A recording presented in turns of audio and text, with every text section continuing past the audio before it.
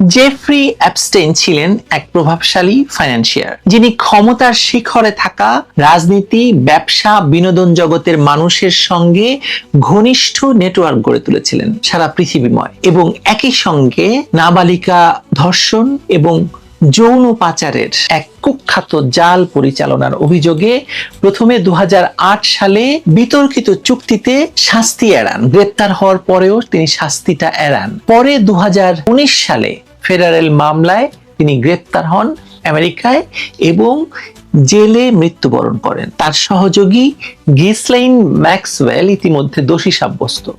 অ্যাপস্টেইনের ব্যক্তিগত দ্বীপ, বিমান ভ্রমণের লগ, ফোন ডিরেক্টরি বা তথাকথিত ব্ল্যাক বুক সব মিলিয়ে যে বিপুল কাগজপত্র এবং জবানবন্দি এখন জনসমক্ষে এসেছে, যাকে অ্যাপস্টেইন পেপারস বলা হচ্ছে, তা ক্ষমতা, টাকার পাহাড় আর দায় মুক্তির আড়ালে কিভাবে নারকীয় শোষণকে লালন করা হয়েছিল, কিভাবে ভয়ঙ্করভাবে নারী নির্যাতন, শিশু নির্যাতন এবং অবাধ যৌনলীলা হয়েছিল তার নগ্ন দলিল। এই নগ্ন দলিলে কি আপনার আমার পরিচিত কারো নাম আছে, যিনি কিনা ক্লিনটন দম্পতির ঘনিষ্ঠ বন্ধু?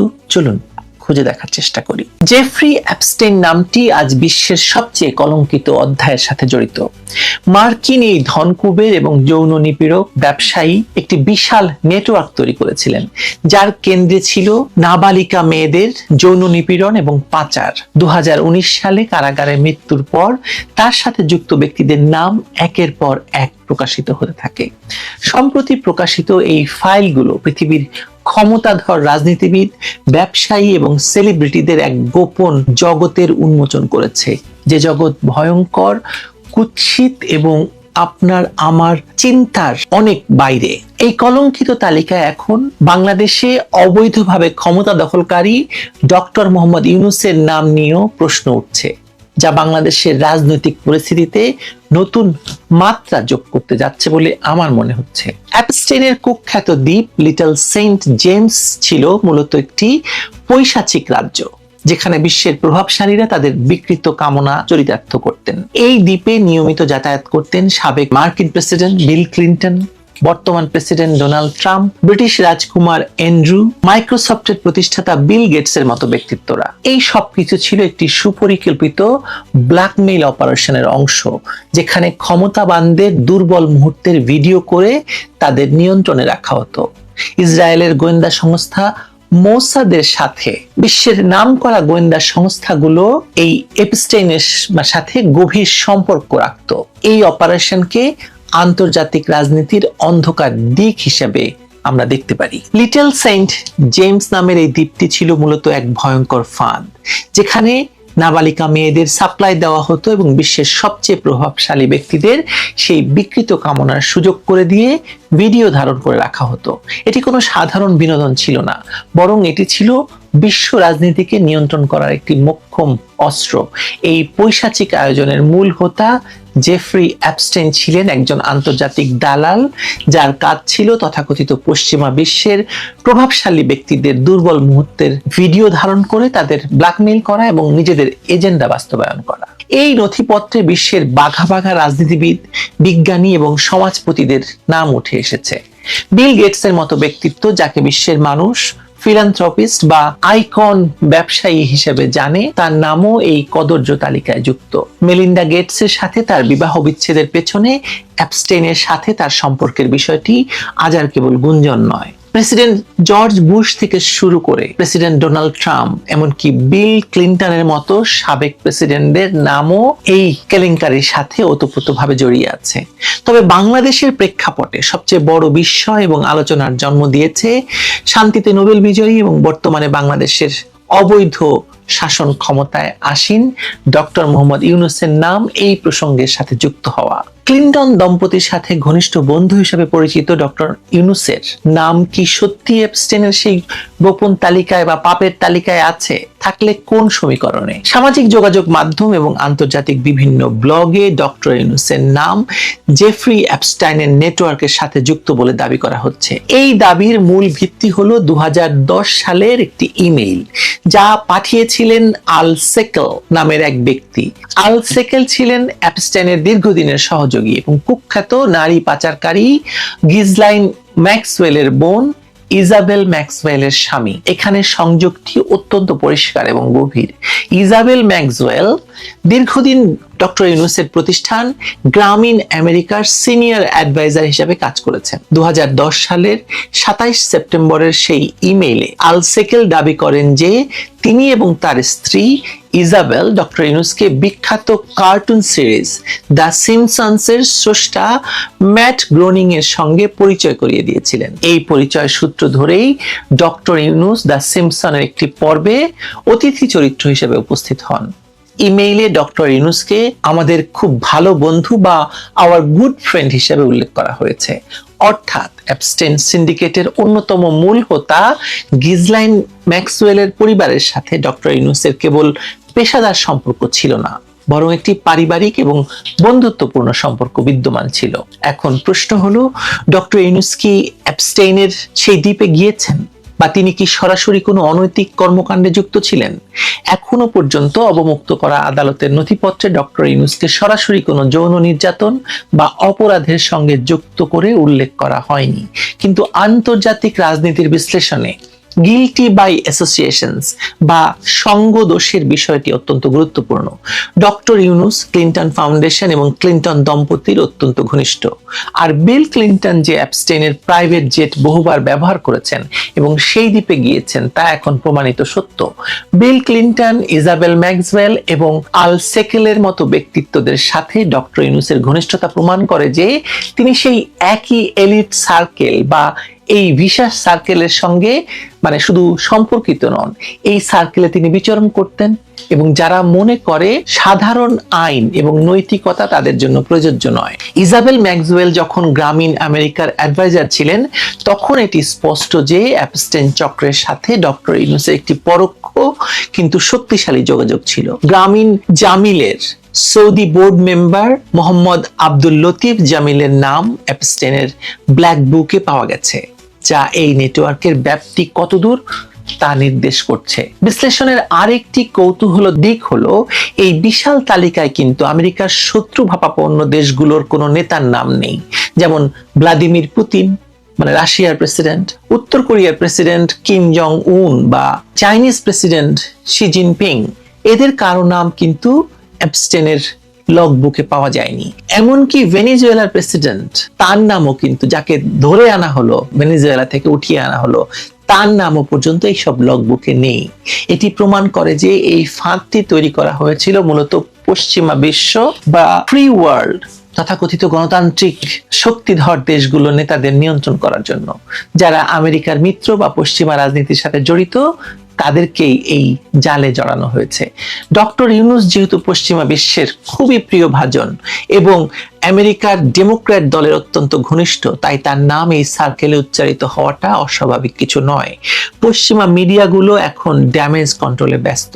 তারা বহু চেষ্টা করছে বিষয়টিকে লঘু করে দেখাতে, কিন্তু সত্য হলো ডক্টর ইউনূস এমন সব মানুষের সাথে ওঠা বসা করছেন যারা মানব ইতিহাসের অন্যতম জঘন্য নারী পাচার, শিশু নির্যাতনকারী এবং বিকৃত যৌনাচারের সাথে জড়িত। জেফ্রি অ্যাবস্টেইনের মৃত্যু বা তথাকথিত আত্মহত্যা জেলের ভেতরে, এটা নিয়েও রহস্যের শেষ নেই। যে লোকটির কাছে বিশ্বের রথী মহারথীদের ধ্বংস করার মতো তথ্য প্রমাণ আছে, তাকে কি এত সহজে মরতে দেওয়া হবে নাকি তাকে সরিয়ে দেওয়া হয়েছে? এই প্রশ্নগুলো যখন ঘুরপাক খাচ্ছে তখন ডক্টর ইউনূসের মতো গ্লোবাল আইকনের নাম এই নোংরা পঙ্কিল আবর্তে উঠে আসা তার ভাবমূর্তির জন্য নিঃসন্দেহে বিশাল এক আঘাত। যদিও আইনি ভাষায় তিনি এখনো অভিযুক্ত নন, কিন্তু নৈতিকতার জায়গা থেকে প্রশ্ন আপনাকে তুলতেই হবে। প্রশ্ন ওঠাটা স্বাভাবিক। একজন নোবেল বিজয়ী ব্যক্তি যিনি দারিদ্র বিমোচনের কথা বলেন, তিনি দরিদ্রের ব্যাংকার হিসেবে নিজেকে পরিচয় দেন, শান্তির দূত হিসেবে নিজেকে পরিচয় দেন, তিনি কিভাবে এমন মানুষদের খুব ভালো বন্ধু হতে পারেন যারা শিশুদের নির্যাতন করে, শিশুদের পণ্য হিসেবে ব্যবহার করে এবং শিশু নির্যাতন করে সেই সব ভিডিও ধারণ করে এবং বিকৃত যৌনাচারে লিপ্ত থাকে? ক্লিন্টন ফাউন্ডেশনের ইভেন্টগুলোতে তার নিয়মিত উপস্থিতি এবং ম্যাক্সওয়েল পরিবারের সাথে তার পেশাদার সম্পর্ক প্রমাণ করে যে তিনি অজান্তেই হোক বা জেনে শুনেই হোক একটি বিষাক্ত বলয়ের অংশ ছিলেন। অ্যাবস্টেইন ফাইলস আমাদের চোখে আঙুল দিয়ে দেখিয়ে দিয়েছে যে আমরা যে বিশ্ব ব্যবস্থায় বসবাস করছি তা কতটা ভঙ্গুর এবং মিথ্যাচারের উপর প্রতিষ্ঠিত, যাদের আমরা টিভিতে দেখে হাততালি দেই, যাদের জ্ঞান গর্ভ ভাষণ শুনে মুগ্ধ হই, যাদেরকে ক্ষমতা দিয়ে আমরা মনে করি আমরা উদ্ধার হয়ে গেছি, তাদের ব্যক্তিগত জীবন কতটা অন্ধকারাচ্ছন্ন হতে পারে তা সাধারণ মানুষের কল্পনার বাইরে। ডক্টর ইউনূস হয়তো সরাসরি কোনো অপরাধে যুক্ত ছিলেন না, মানে এখনো পর্যন্ত সে প্রমাণটা পাইনি, এমনটা তর্কের খাতিরে ধরে নেওয়া যেতে পারে, কিন্তু তার বন্ধুরা, তার উপদেষ্টারা এবং তার পৃষ্ঠপোষকরা যে এই জঘন্য অপরাধের সঙ্গে জড়িত তা আজ দিবালোকের মতো স্পষ্ট। সঙ্গত কারণে প্রশ্ন জাগে, এই বৈশ্বিক মাফিয়া চক্রের সাথে সখ্যতা বজায় রেখে তিনি কি তার নৈতিক অবস্থান ধরে রাখতে পেরেছেন, নাকি তিনিও এই বিশাল ভয়ঙ্কর চক্রের সঙ্গে যুক্ত, তাকে ব্যবহার করা হয়েছে পশ্চিমা স্বার্থ হাসিলের জন্য? এই প্রশ্নের উত্তর হয়তো এখনই মিলবে না, তবে ইতিহাসের পাতায় এই কলঙ্কিত অধ্যায়ের সাথে তার নাম যে কোনো না কোনো ভাবে জড়িয়ে আছে তা অস্বীকার করার কোনো কারণ নেই। আমার মনে হয় এটা নিয়ে আরো জল ঘোলা হবে এবং আবারও আপনাদের সামনে এটা নিয়ে কথা বলবো আমরা। রাজনীতিতে হানি ট্র্যাপ নতুন কোনো বিষয় নয় এবং আপনারা নিশ্চয়ই জানেন হানি ট্র্যাপ কি। হানি ট্র্যাপ হলো বিভিন্ন সময়ে রাজনৈতিক নেতাদের বিভিন্নভাবে ট্র্যাপ করা হয়, সাধারণত সুন্দরী তরুণীদের পাঠানো হয় এবং তাদের অন্তরঙ্গ মুহূর্তের বিষয়গুলো ধারণ করা হয়, কখনো ভিডিওতে বা সামহাও রেকর্ড করা হয় এবং পরবর্তীতে এটা দিয়ে নেতাকে ব্ল্যাকমেইল করা হয়। অনেকটা এরকমই হানি ট্র্যাপ। বাংলাদেশের রাজনীতিতে আমরা শুনেছি খুব রিসেন্টলি একটি বিদেশি দূতাবাসের রাষ্ট্রদূত, তাকে হানি ট্র্যাপ করা হয়েছিল এবং সে প্রায় তার তরুণী বান্ধবীদের নিয়ে কক্সবাজারে যেতেন। তো আলটিমেটলি ধরা খাওয়ার পরে তাকে তার দেশ ইমিডিয়েটলি ফিরিয়ে নিয়ে গেছে। কিন্তু এই হানি ট্র্যাপের বিষয়টা যে এত বিশাল হতে পারে এটা ধারণা ছিল না, যদি এই অ্যাপস্টেইন ফাইলস এর এই বিষয়গুলো ফাঁস না হতো। আপনারা নিশ্চয়ই এতক্ষণে এই অ্যাপস্টেইন ফাইলস এর বিষয়টা শুনেছেন। জেফ্রি অ্যাপস্টেইন, উনি একজন মার্কিন ধনকুবের অর্থনীতিবিদ এবং পরবর্তীতে জানা গেল একজন কুখ্যাত যৌন অপরাধী। এই জেফ্রি অ্যাপস্টেইনের মামলা এবং আরো ওর সাথে সহযোগীদের মামলা, এই সব মামলার নথিপত্র গত 30শে জানুয়ারি আমেরিকার বিচার বিভাগ পাবলিকলি রিলিজ করেছে। 30 লক্ষ পাতার এই ডকুমেন্ট এবং এখানে ভিডিও আছে 2000, 1,80,000 ছবি আছে। এবং এই জেফ্রি অ্যাপস্টেইন 1990 সালে ক্যারিবিয়ান সাগরের লিটল সেন্ট জেমস দ্বীপে একটা প্রাসাদ সম মধুকুঞ্জ তৈরি করেছিলেন। সেই মধুকুঞ্জে পৃথিবীর বিভিন্ন দেশ থেকে সুন্দরী অল্পবয়স্ক তরুণীদের আনা হতো এবং সেখানে অতিথি হিসেবে বিশ্বের নামকরা রাজনীতিবিদ, ব্যবসায়ী, বিভিন্ন কোম্পানি সিইও, বিনোদন জগতের তারকা অনেকেই আসতেন। সেই মধুকুঞ্জে তারা আসতেন তাদের যৌন সম্ভোগের জন্য, তারা আসতেন তাদের বিকৃত কামনা চরিতার্থ করার জন্য। সেই মধুকুঞ্জে কারা কারা আসতেন সেই তালিকাটি প্রকাশিত হয়েছে এবং সেই তালিকার কিছু নাম দেখে একেবারে ভিমরি খাবার মতো অবস্থা। ইয়ে আমার সামনেই আছে। মার্কিন যুক্তরাষ্ট্রের রাজনীতি ও ব্যবসা কারা আসছেন নামগুলো দেখেন: Donald Trump, Bill Clinton, Hillary Clinton, George W Bush, John Kerry, Ted Kennedy, Robert F Kennedy junior, Michael Bloomberg, মানে আরো অনেক। বিনোদন মিডিয়ায় Michael Jackson, Leonardo DiCaprio, Woody Allen, Chris Tucker, বিজ্ঞান ও প্রযুক্তি ইলন মাস্ক, বিল গেটস, এবং শুধু মার্কিন যুক্তরাষ্ট্রের না, ইউকে, মধ্যপ্রাচ্য, অনেক দেশের, মানে একটা দীর্ঘ তালিকা। এবং এই যে এত বিখ্যাত লোকগুলো সেখানে যেতেন, তাদের বিকৃত কামনা চরিতার্থ করার জন্য এমনও হয়েছে যে সেখানে অল্প বয়স্ক তরুণীরা প্রেগনেন্ট হয়েছে, সেই প্রেগনেন্ট তরুণীদের অ্যাবর্শন করানো হয়েছে। সেই অ্যাবর্শন করার ফলে যে ফেটাসটা বেরিয়েছে, যে বাচ্চা, যেটা জন্ম না নেওয়া বাচ্চাটা, সেই বাচ্চাটাকে পুড়িয়ে তারা মাংস খেয়েছে।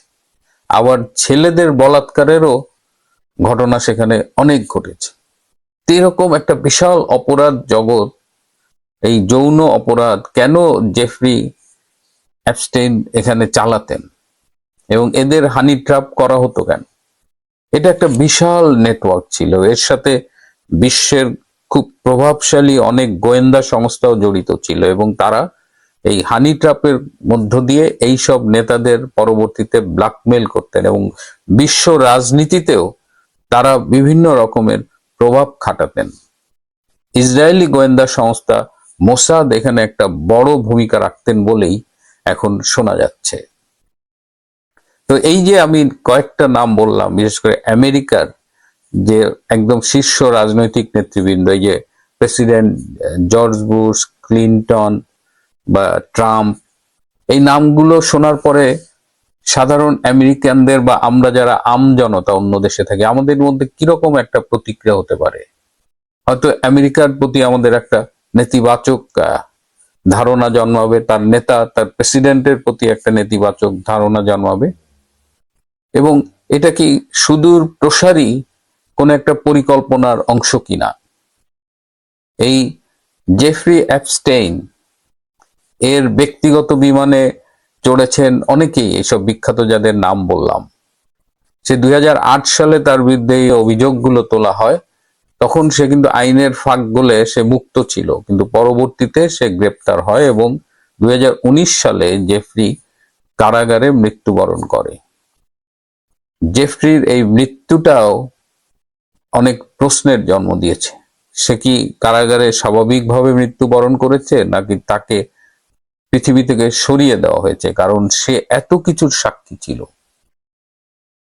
এর সাথে একটা গ্লোবাল পলিটিক্স, যেটা বললাম যে আমেরিকার প্রতি একটা নেতিবাচক ধারণা পৃথিবীব্যাপী ছড়িয়ে দেওয়ার জন্যই এই অ্যাপস্টেইন ফাইলসটা এভাবে রিলিজ করা হয়েছে বলে অনেকে মনে করেন। এবং অনেকে মনে করেন যে 2026 সাল যখন আমেরিকা তার বিশ্বে আধিপত্য টিকিয়ে রাখার জন্য সংগ্রাম করছে এবং গত এক বছরে আপনারা দেখেছেন যে ডোনাল্ড ট্রাম্প নানানভাবে বিতর্কিত হয়েছে, ঠিক সেই সময়ে আমেরিকান লিডারদের, আমেরিকান সেলিব্রিটি ব্যবসায়ীদের এক্সপোজ করে পৃথিবীর সামনে নেগেটিভলি এক্সপোজ করা হলো।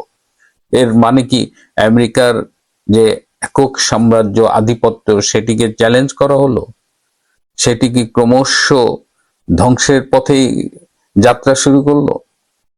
এটা কি একটা পরিকল্পিত, মানে সুপরিকল্পিত একটা প্রকল্প যার মধ্য দিয়ে আমেরিকার আধিপত্যকে সরিয়ে পৃথিবীতে গ্রেটার ইসরায়েলের আধিপত্য প্রতিষ্ঠিত হতে যাচ্ছে? এই যখন বিশ্ব রাজনীতির অবস্থা যে আমেরিকাকে ডাউন করে সেখানে অন্য শক্তির আধিপত্য, বিশেষ করে ইসরায়েল এককভাবে বিশ্বে আধিপত্য বিস্তার করতে চায় কিনা সেটা নিয়ে কিন্তু আলোচনা চলছে। কিন্তু এর মধ্যে আমাদের যে নোবেল বিজয়ী, আমাদের বর্তমান অন্তর্বর্তীকালীন সরকারের প্রধান উপদেষ্টা ডক্টর ইউনূস, তার নাম এই ফাইলে 13 বার এসেছে। কেন এসেছে সেটা নিয়ে আলোচনা শুরু হয়ে গেছে এবং এই ফাইলে আসার পাশাপাশি আর একটা ইমেল ভাইরাল হয়েছে।